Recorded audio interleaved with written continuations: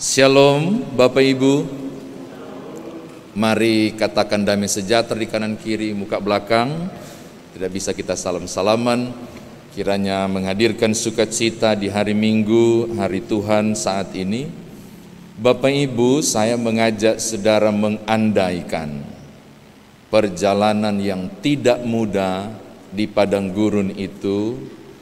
Mereka baru saja kelelahan menghadapi berbagai hal, kesulitan demi kesulitan di padang gurun.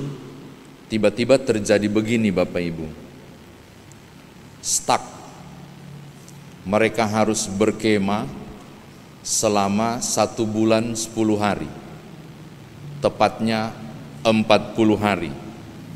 Itu bisa dilihat pasal 24 ayat 18. Tidak bikin apa-apa. Kabar tentang Musa di atas gunung tidak ada. Tidak ada kepastian. Mau jadi apa kami di sini?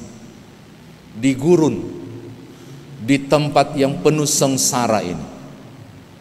Apa yang mesti kita buat? Maka gelisahlah bangsa ini dan mulai galau. Saya mau katakan begini kepada Bapak Ibu di pengantar khotbah ini. Siapapun akan mulai rapat pikiran. Kalau kayak begini, bagaimana kita lanjutkan pekerjaan? Kalau kayak begini, bagaimana nasib turun-temurun kita? Masa akan hidup di padang gurun terus? Kalau saudara baca di ayat 1 bagian akhir, kita menemukan kegelisahan itu. Supaya kami cepat sampai ke tanah Mesir, kayaknya perlu ada Tuhan baru yang tuntun. Karena ternyata Musa yang katanya pemimpin meninggalkan kami. Bapak Ibu, saya kira apa yang disampaikan di ayat 1 bacaan kita adalah hal yang realistis, yang logis, yang umumnya akan direaksikan secara sama oleh siapapun ketika menghadapi kondisi yang tidak stabil, sesuatu yang tidak pernah ada ujungnya, tanda tanya yang besar, maka mereka akan bereaksi demikian. Walaupun menurut saya aneh kalau mereka gagal untuk sabar, padahal pasal-pasal sebelumnya mereka sudah menyaksikan apa yang Tuhan buat. Oke, ini yang pertama. Yang kedua Bapak Ibu, siapakah yang waktu itu memegang tampuk pemerintahan yang dimandatkan oleh Musa ketika dia hilang dalam tanda kutip 40 hari di padang gurun dan Tuhan panggil? Saudara bisa baca pasal 24 ayat 14, itu menarik tuh. Diantar oleh para pemimpin, jumlahnya 70 orang. Musa bilang begini, kalian berkemah di sini, jaga umat, jangan khawatir, ada Harun dan juga ada Hur. Kalau ada apa-apa, biar mereka yang akan carikan jalan keluar. Apa artinya Bapak Ibu? Ketika Musa pergi, tampuk kepemimpinan didelegasikan kepada 2 tokoh plus 70 orang tua-tua, yaitu pada Harun, Hur, dan 70 orang tua-tua. Merekalah yang mestinya berembuk, mencari solusi, memberikan jalan keluar, dan mengawal bangsa ini jangan sampai terjadi seperti yang kita baca. Tapi saya menemukan hal yang menarik.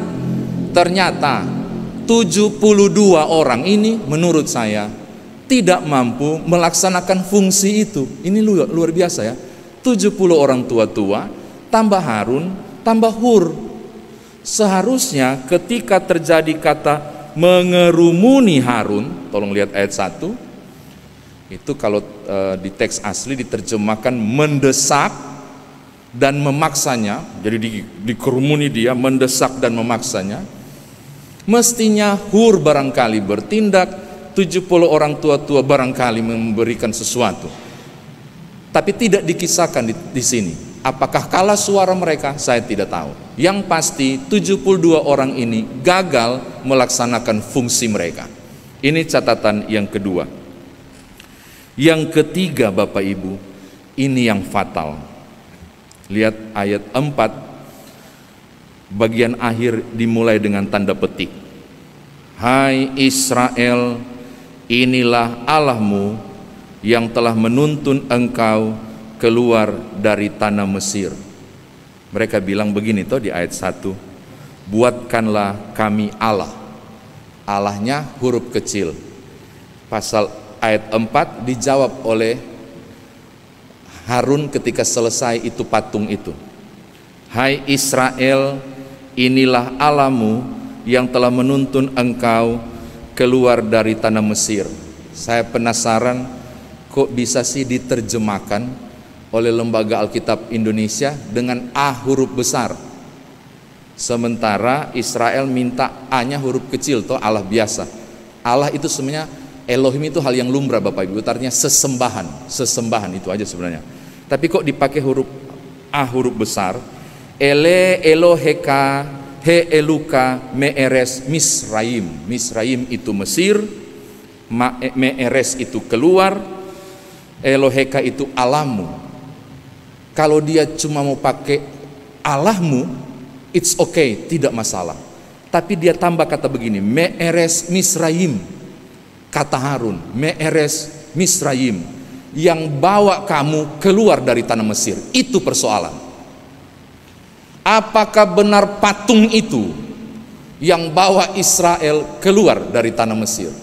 Saya sampai memikirkan, apakah Harun tidak pernah tahu bagaimana kemudian, padahal dia dekat dengan Musa, bagaimana mungkin dia tidak pernah tahu percakapan demi percakapan yang Tuhan buat dengan Musa?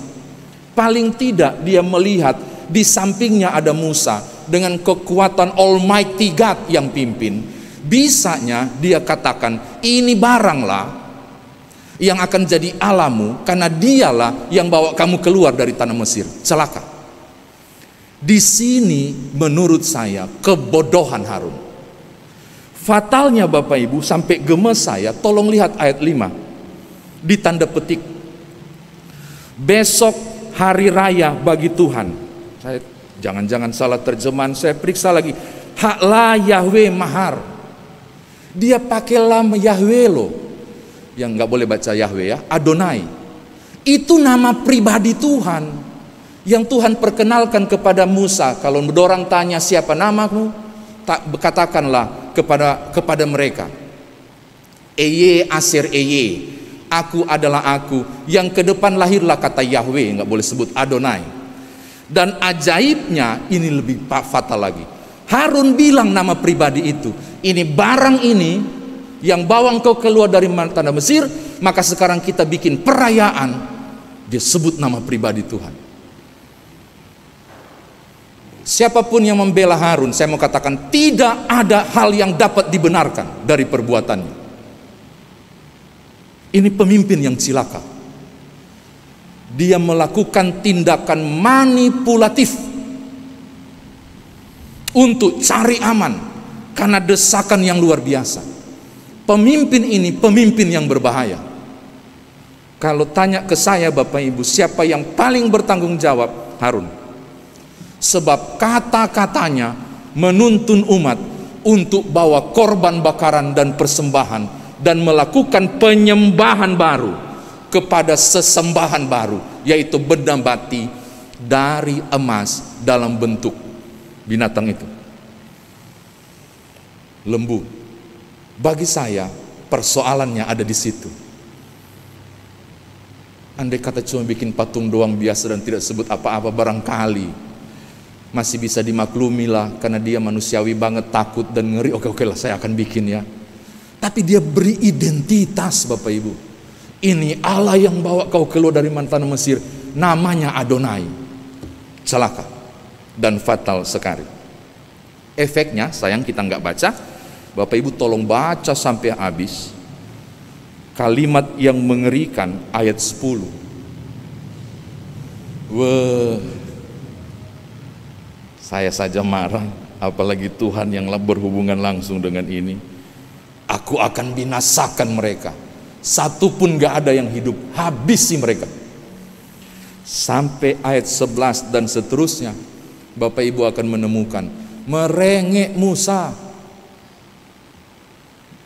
Mungkin datang sambil nunduk-nunduk Musa.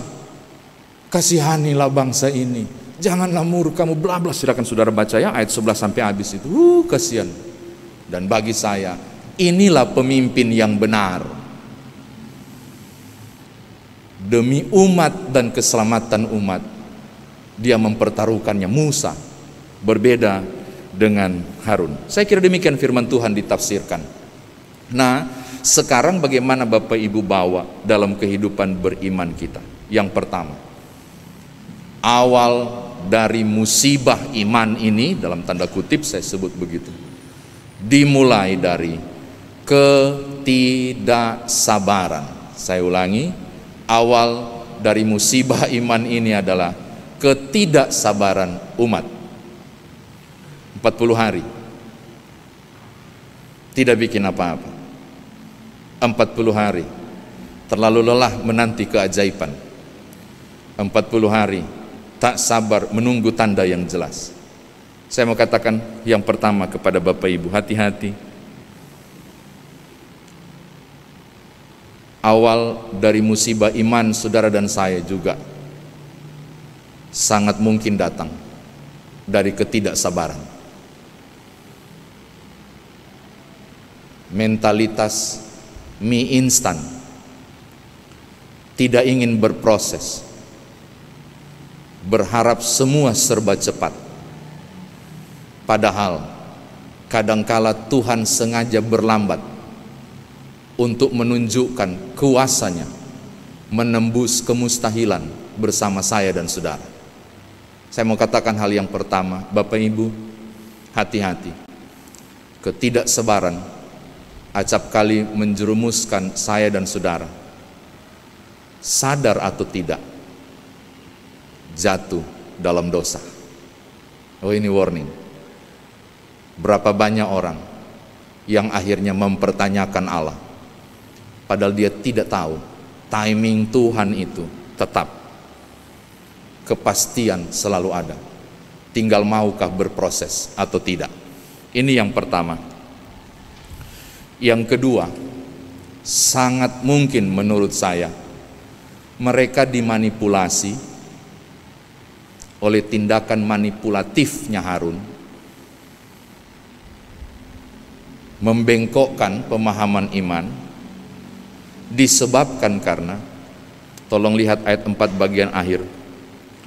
Hai Israel, inilah Allahmu yang telah menuntun engkau keluar dari tanah Mesir. Masa iya sih sebodoh itu untuk bilang amin, dialah yang menuntun kami keluar dari tanah Mesir, bentuk kerbau kecil ini mengkilat-mengkilat dari emas. Gak masuk di akal saya. Sehingga satu-satunya pembelaan saya kepada Israel di mimbar ini untuk bacaan ini adalah kemungkinan pengenalan kepada Allah belum benar-benar terjadi. Saya ulangi, kemungkinan mereka berbondong-bondong juga turut menyembah patung itu karena mereka tidak memiliki pengenalan yang benar tentang Allah. Yohanes 14 ayat 7 bilang begini, Yesus katakan, barang siapa mengenal aku, dia mengenal Bapa-Ku, sebab aku di dalam Bapa, Bapa di dalam aku. Berapa banyak orang kemudian saya nggak menyebut meninggalkan Yesus supaya lebih enak, membuang salib. Bagi saya penyebab utamanya adalah pengenalan yang khusus kepada Allah, dia gagal. Saya mau katakan hal yang kedua, Bapak Ibu, hati-hati ketika kita tidak memiliki pengenalan yang benar tentang Allah, bisa saja kita murtad. Ya, bisa saja. Silakan nonton YouTube yang lain, saudara akan menemukan, wow, betapa banyak orang dengan bangga membuang salib dan menemukan konon katanya damai sejahtera. Maaf, saya harus mengatakan ini di YouTube sekalipun. Pengenalan yang tidak benar kepada Allah membawa engkau pada penyembahan yang salah. Oh Bapak Ibu, tolong titip ini pada anak cucu kita. Ajarkan mereka tentang Yesus Kristus sebagai juru selamat, supaya misteri tentang Allah yang sangat besar itu terbuka karena dia kenal Yesus Kristus. Kuncinya cuma satu, kenal aja Yesus Kristus. Kita akan mengenal sang pemilik semesta, yaitu Allah. Di media dan banyak hal, anak-anak kita mulai digoda luar biasa tentang hal-hal itu. Ajar mereka untuk lebih dalam mengalami pengenalan kepada Allah melalui Yesus Kristus. Kalau enggak, aduh, ngeri. Ternyata kedangkalan pemahaman pada Allah bikin orang membuat sesembahan baru. Ini yang kedua. Ketiga, yang terakhir, hati-hati kepada pemuka agama. Saya lagi timbang-timbang mengungkap kalimat ini karena kita lagi live di YouTube, tapi saya kira saya harus mengatakannya. Hati-hati terhadap pemuka agama, termasuk pada pendeta Nyoman. Saya bilang gitu. Harun manusia, dan dia terjebak pada kondisi cari selamat, dan demi melegakan banyak orang, untuk kepentingannya dia melakukan tindakan manipulatif, mengajarkan yang senang didengar oleh telinga Israel, menyenangkan mata yang ingin dilihat Israel.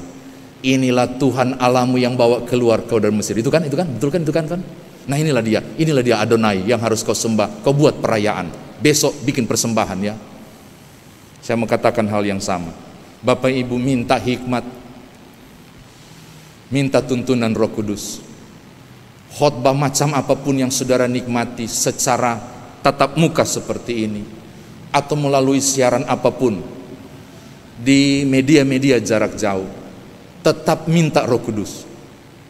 Karena sangat mungkin ada orang yang mengarahkan saudara, yang mengaku sebagai pemuka agama, pendeta atau siapapun, yang barangkali memanipulatif. Karena tindakan ini sudah terjadi di zaman dulu juga. Jadi tetap berpegang pada ini.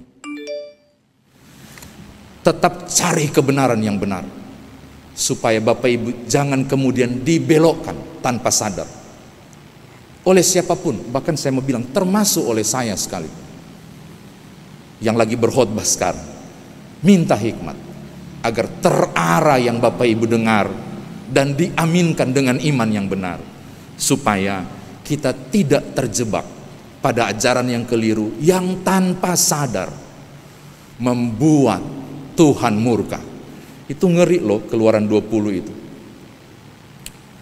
Turunan ketiga sampai turunan keempat Tuhan marah. Berarti apa? Saya punya anak, anak saya punya anak, sampai saya punya cicit. 4 generasi fatal oleh karena berbelok kepada Tuhan, dari Tuhan. Kiranya Bapak Ibu dan saya dimampukan untuk membedakan dan tetap terarah. Kiranya Bapak Ibu tetap juga menjadi orang-orang yang menuntun secara benar turun-temurun kita pada sesembahan yang tepat, yaitu Bapa di dalam Yesus Kristus. Tuhan berkati Bapak Ibu. Haleluya. Amin.